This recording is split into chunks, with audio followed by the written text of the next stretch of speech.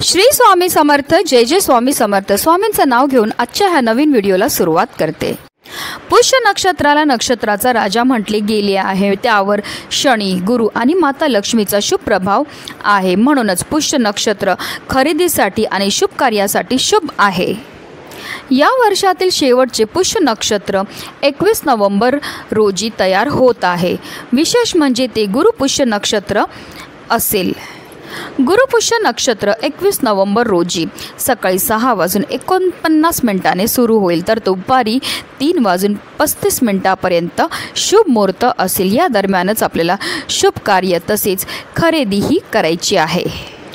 ज्योतिषशास्त्रानुसार सर्व 27 नक्षत्रात पुष्य नक्षत्र श्रेष्ठ मानले जाते।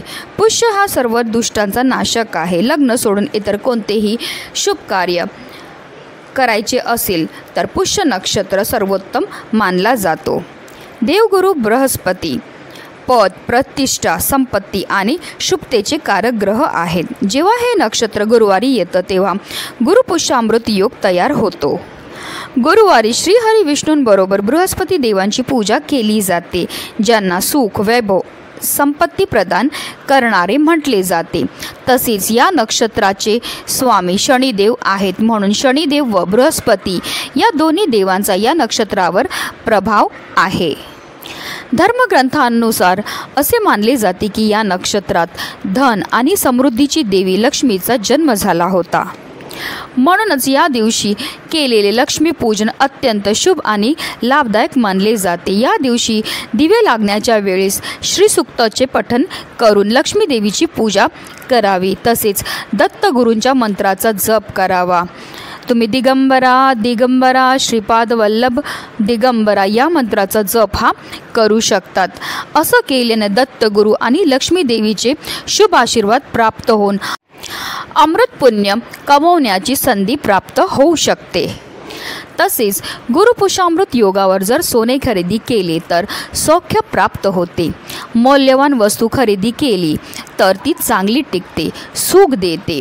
गुरुपुष्य योगावर मंत्र साधना केली तर सिद्ध होते, फलदायी होते अशी भाविकांची श्रद्धा आहे। तसेच या योगावर नदी स्नान केले तर महापुण्य प्राप्त होतं। या दिवशी खरेदी केलेल्या वस्तू अक्षय असतात। अक्षय म्हणजे ज्याचा कधीही क्षय होत नाही। नवीन काम सुरू केल्याने त्यात यश मिळते। तसेच गुरुपुष्यामृत योगामध्ये चांदी, सोने किंवा पितळेचे लक्ष्मी यंत्र खरेदी केल्याने साक्षात माता लक्ष्मी आपल्या घरामध्ये निवास करते आणि म्हणूनच या दिवशी काही खास उपाय केल्याने देवी लक्ष्मीची कृपा प्राप्त होते आणि जीवनात सुख समृद्धी टिकून राहते। आणि म्हणूनच गुरुपुष्यामृत योगाच्या दिवशी प्रत्येक आईने आपल्या मुलांसाठी इथे एक असा दिवा लावायचा आहे। हा दिवा लावल्यामुळे आपल्या मुलांच्या आयुष्यामध्ये असणारे सर्व संकट, सर्व दोष तर दूर होणारच आहेत, पण त्यांची प्रत्येक क्षेत्रामध्ये भरभरून अशी प्रगती होणार आहे। अतिशय प्रभावी असा हा उपाय, ज्याबद्दल सविस्तर आणि महत्त्वाची अशी माहिती मी तुम्हाला या व्हिडिओमध्ये देणार आहे। तो व्हिडिओ पूर्ण पहा आणि जर तुम्ही माझ्या चॅनलवर नवीन असतील तर चॅनलला सबस्क्राईब करा आणि शेजारी बेल आयकॉनसुद्धा प्रेस करा, जेणेकरून तुम्हाला माझ्या नवनवीन व्हिडिओचं नोटिफिकेशन हे मिळत राहील आणि तुम्ही एक पण व्हिडिओ मिस करणार नाही। आणि कमेंटमध्ये श्री स्वामी समर्थ लिहायला अजिबात विसरू नका। गुरुपुष्यामृत योगाच्या दिवशी आपल्याला सकाळी ब्रह्ममुहूर्तावर उठायचं आणि स्नान करायचे। स्नान केल्यानंतर आपल्याला स्वच्छ वस्त्र हे परिधान करायचे आहेत। जर तुम्हाला शक्य असेल तर आवर्जून या दिवशी तुम्हाला पिवळ्या रंगाचे वस्त्र हे परिधान करायचे। त्यानंतर आपल्याला देवघरामध्ये विधिवत देवांची पूजा ही करायची आहे। देवी लक्ष्मी बरोबर श्रीहरी विष्णू, गणपती बाप्पा, महादेव आणि भगवान कुबेरांची पूजा ही करायची आहे। कारण लक्ष्मी आणि लक्ष्मीपती धनप्राप्तीचा आशीर्वाद देणारे आहेत, तर महादेव हे संकटमोचक आहेत आणि गणपती बाप्पा हे बुद्धिमत्ताचे देवता आहेत। लक्ष्मी प्राप्ती झाल्यावर तिचा योग्य प्रकारे आपल्याला उपयोग झाला पाहिजे, तिचं संरक्षण झालं पाहिजे। म्हणूनच या सर्व देवतांची पूजा करणं लाभदायक मानलं जातं। तसेच श्रीसूक्तम तसेच पुरुष सूक्ताचे पठण करून पंचोपचार पूजा करावी। कलस्थापना केल्यास घरात धन धान्य वृद्धी व लक्ष्मी प्राप्ती होते। दिवा हा ज्ञानाचा प्रतीक आहे। दिवा हा तेजाचा प्रतीक आहे। ज्या घरामध्ये दररोज दिवा लावला जातो त्या घरामध्ये कधीही कोणत्याही प्रकारची नकारात्मकता तर राहतच नाही, पण त्याचबरोबर वास्तुदोष सुद्धा दूर होतो। ह्या उपायाकरता आपल्याला कणकेपासून दिवा हा तयार करायचा। कणिक आपल्याला घट्ट मळायचे, मळताना त्यामध्ये आवर्जून आपल्याला थोडीशी हळद सुद्धा टाकायची आहे आणि आपल्याला कणकेचे 11 दिवे हे तयार करून घ्यायचे आहेत। आता हा दिवा आपण आपल्या मुलांच्या उज्ज्वल भविष्याकरता करत आहेत, त्यामुळे या दिव्यामध्ये आपल्याला 2 वातीची 1 वात करून लांब वाती टाकायचे। तसेच आपल्याला यामध्ये शुद्ध गाईचं तूपच टाकायचं आहे। तसेच ह्या दिव्यामध्ये आपल्याला चिमूटभर हळदसुद्धा टाकायची आहे, कारण गुरुपुषामृत योगाच्या दिवशी हळदीला अनन्यसाधारण असं महत्त्व असतं। त्याचबरोबर आपल्याला या दिव्यामध्ये चिमूटभर काळे तीळ हे टाकायचे। काळे तीळ हे आपल्या पितरांना समर्पित असतात। तसेच तिळांची उत्पत्ती ही श्रीहरी विष्णूंच्या घामापासून झाली होती, म्हणून तीळ हे श्रीहरी विष्णूंना अतिशय प्रिय। तसेच ह्या दिव्यामध्ये आपल्याला 2 लवंगासुद्धा टाकायच्यात। लवंगा ह्या माता लक्ष्मीला अतिशय प्रिय आहेत। तर असा हा इच्छापूर्ती दिवा जो आहे आपल्याला तयार करायचा आणि आपल्या देवघरामध्ये असणारे श्रीहरी विष्णू आणि माता लक्ष्मी समोर प्रज्वलित करून ठेवायचा। दिवा डायरेक्ट ठेवायचा नाही आहे, थोडेसे फुलांच्या पाकळ्या ठेवा किंवा तुम्ही तांदूळ ठेवा आणि त्यावर हा दिवा जो आहे तो प्रज्वलित करायचा आणि त्यानंतर आपल्याला तिथेच बसून काही सेवासुद्धा करायच्या आहेत।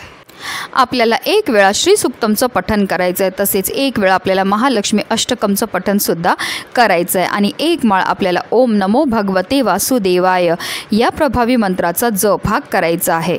त्याचबरोबर 1 माळ आपल्याला ओम श्री महालक्ष्मी नमो नमो या मंत्राचा जपसुद्धा करायचा आहे। त्यानंतर हात जोडून श्रीहरी विष्णू आणि माता लक्ष्मीचं स्मरण करायचं आणि आपल्या मुलांच्या आयुष्यामध्ये असणारे जे दुःख आहे, विघ्न आहेत, संकट आहेत, दोष आहेत ते दूर करण्याकरता मनोभावे प्रार्थना ही करायची आहे।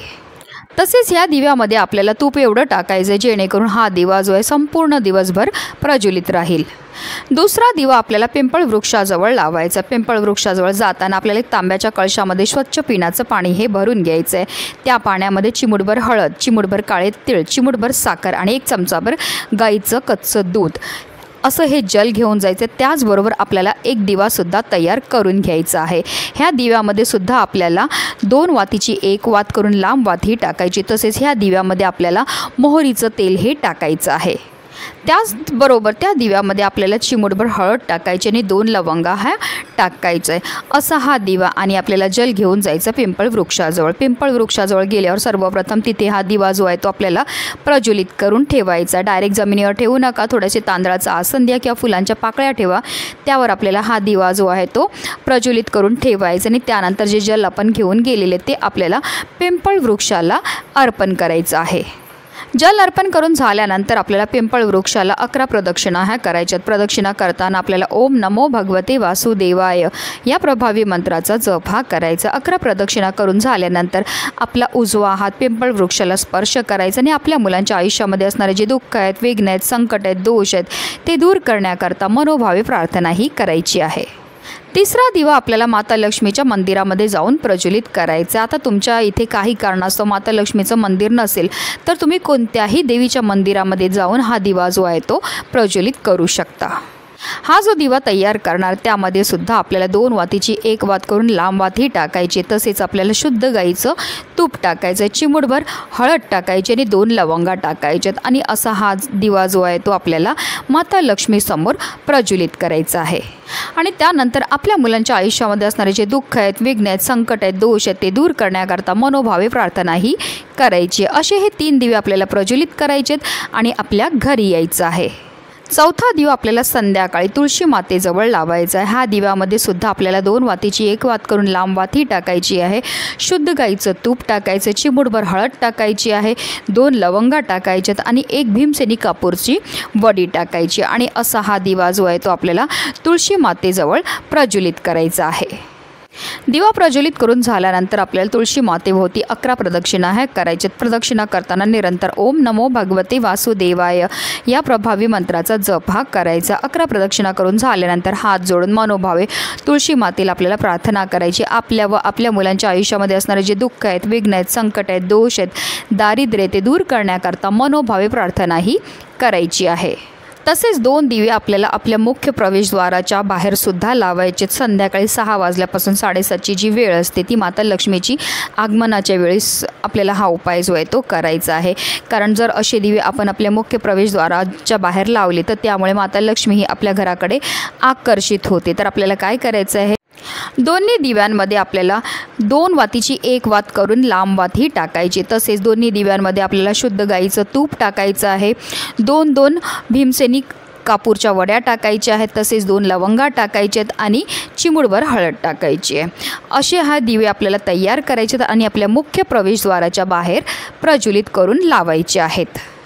आता उरलेले 5 दिवेसुद्धा आपल्याला तयार करून घ्यायचे आहेत. प्रत्येक दिव्यामध्ये आपल्याला 2 वातीची 1 वात करून लांब वात ही टाकायची. शुद्ध गाईचं तूप टाकायचं, चिमूटभर हळद टाकायची, 1 भीमसेनी कापूरचा तुकडा टाकायचा, तसेच 2 लवंगा टाकायच्यात. असे हे 5 दिवे आपल्याला एक प्लेटमध्ये तयार करून ठेवायचे आहेत. आता हे 5ही दिवे जे आहेत ते आपल्याला प्रज्वलित करून घ्यायचे आहेत आणि ह्या दिव्यांनी आपल्या देवघरामध्ये असणारे श्रीहरी विष्णू आणि माता लक्ष्मीची आपल्याला आरती ही करून घ्यायची. आरती करून झाल्यानंतर आपल्याला हात जोडून मनोभावे प्रार्थना करायची. आपल्या व आपल्या मुलांच्या आयुष्यामध्ये असणारे जे दुःख आहे, विघ्न आहेत, संकट आहेत, दोष आहेत ते दूर करण्याकरता मनोभावे प्रार्थना ही करायची आहे. आरती करून झाल्यानंतर पुन्हा एकदा आपल्याला देवघरामध्ये बसायचं आणि काही सेवा ह्या करायच्या आहेत. आपल्याला 1 वेळा श्री सूक्तमचं पठण करायचं, तसेच 1 वेळा आपल्याला महालक्ष्मी अष्टकमचं पठण करायचं, तसेच 1 माळ आपल्याला ओम नमो भगवते वासुदेवाय या मंत्राचा जप करायचा आहे. तसेच 1 माळ आपल्याला ओम श्री महालक्ष्मी नमो नमः या मंत्राचा जप हा करायचा आहे. सेवा करून झाल्यानंतर आपल्याला हात जोडून मनोभावे पुन्हा एकदा श्रीहरी विष्णू आणि माता लक्ष्मीचं स्मरण करून आपल्या सर्व इच्छापूर्ती करता प्रार्थना ही करायची आहे. आता ज्या दिव्यांनी आपण श्रीहरी विष्णू आणि माता लक्ष्मीची आरती केलेली त्याच दिव्यांनी आपल्या मुलांचं सुद्धा आपल्याला औक्षण हे करायचं आहे. मुलांना आपल्याला पूर्व दिशेला तोंड करून बसवायचं आहे आणि त्यांची आरती ही करायची. आता तुम्हाला 1 मुलगा असेल, 2 मुलं असतील, कितीही मुलं असतील तरीसुद्धा तुम्हाला ह्याच 5 दिव्यांनी त्यांचं औक्षण हे करून घ्यायचं आहे. एकदा मुलांचं औक्षण करून झाल्यानंतर लगेचच हे दिवे जे ते आपल्याला आपल्या घरातनं बाहेर काढून टाकायचे आहेत. आता तुम्ही एखाद्या झाडाखाली नेऊन ठेवू शकतात जेणेकरून तिथे असणारे पशुपक्षी हे दिवे खातील, किंवा तुम्ही वाहत्या पाण्यामध्ये हे दिवे प्रवाहित केले तरीही चालणार आहे. गुरुपुष्यामृत योगाच्या दिवशी हा उपाय करण्याला विशेष महत्त्व हे दिलं जातं. हा उपाय केल्यामुळे आपल्या मुलांच्या आयुष्यामध्ये असणारे जेवढे पण संकट, विघ्न, दोष हे दूर होतात आणि त्यांची भरपूर मोठ्या प्रमाणामध्ये प्रगतीही होत असते. म्हणूनच व्हिडिओ जास्तीत जास्त लोकांपर्यंत शेअर करा, जेणेकरून प्रत्येकाच्या मुलाच्या आयुष्याचं कल्याण हो हीच मनामध्ये इच्छा. श्री स्वामी समर्थ. जय जय स्वामी समर्थ.